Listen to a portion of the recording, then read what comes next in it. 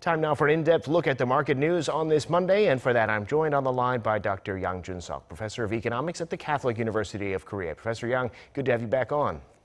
Happy to be here. Well, stocks in New York climbed higher on Friday, with the Fed indicating it's not going to end its support for the economy. Here in Korea, the Kospi started out stronger, but that was not the case by midday. What's the story in the stock markets? Okay, well, Dow, S&P, and NASDAQ all continued its upward trend last week, continuing the rally.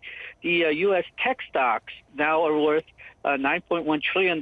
That's more than the entire European market. And S&P and Dow are on track to having best August in, well, for S&P 30 years, for Dow in 36 years. This latest bout of rise, the rally, is driven, as you said, by the Fed's commitment to low interest rate that during the Jackson Hole meeting last week, Chairman Powell said that he will continue to have a very low rate, even if the inflation goes up, and that had a very positive effect on U.S. stocks. But it apparently had a negative effect on the European stocks since the low U.S. interest rate means that the U.S. dollar will be depreciating while the other currencies will be appreciating. Because of the rapid rise in the U.S. stock market, 84% of Fortune 500 CEOs say that the stock market is currently overpriced, and the valuation of the market is near 20-year highs. There is more and more disconnect, apparently, between the stock market and the real economy in the U.S. Since bad news drives the lower interest rates, or longer period of low interest rates, and that drives the stock market rally. So the market is paradoxically being driven on bad news.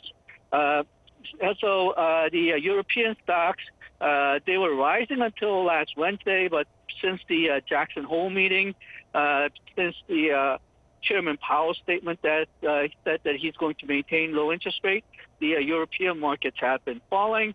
The Asian markets, the Nikkei, it fell on Friday due to Prime Minister Abe's resignation, but it recovered much of the loss today, helped by Warren Buffett's Berkshire Hathaway buying stocks in 5 major Japanese firms.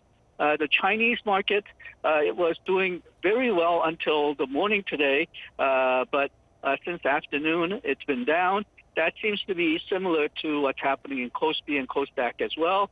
Kospi was down 1.17% today, and that's mostly due to sell-off by foreigners, and also the continuing worries about spreading coronavirus and whether Korea will go into a third stage distancing.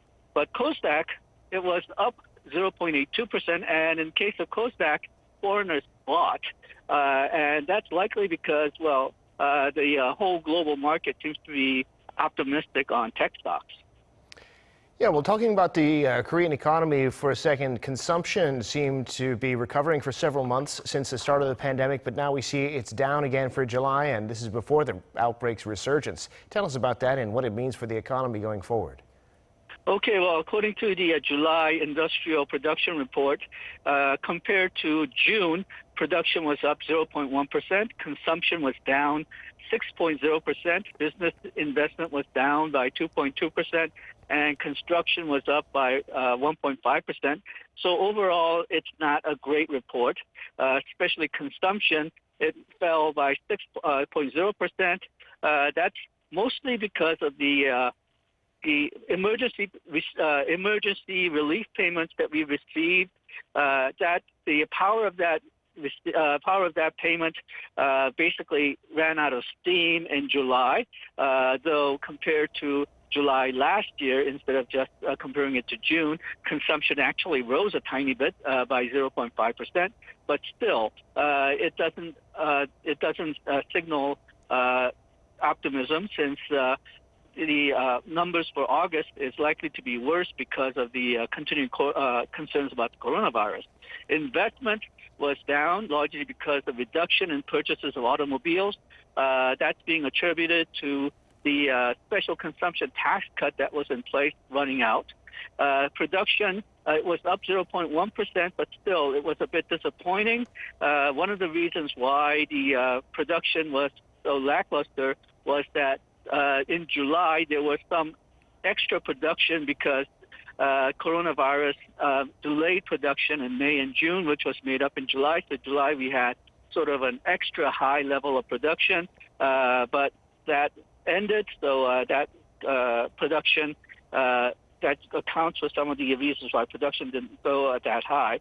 Now the report also looks at consumer sentiment index, the concurrent index, the how the consumers feel about the economy now rose by 0.2 points in July. Forward index, how they think about the future, rose by 0.4%. So consumers are feeling optimistic in July, but problem is August was a very shocking month. Nobody expects this optimism to last when the August report comes out next month. Well, Professor, we're almost out of time, but it's the start of a new week. What are you going to be watching in the next few days? Okay, well, the BOK second quarter national income account and the July international payments account is due this week, and Chinese and U.S. manufacturing purchasing managers index is also due out, and U.S. unemployment rate. The big question on the remaining part of the year, whether the global growth will rise, is especially how the U.S. is going to recover or not. So those numbers are always going to be very interesting. All right, Professor Young, thanks so much as always for coming on. Appreciate it. Thank you.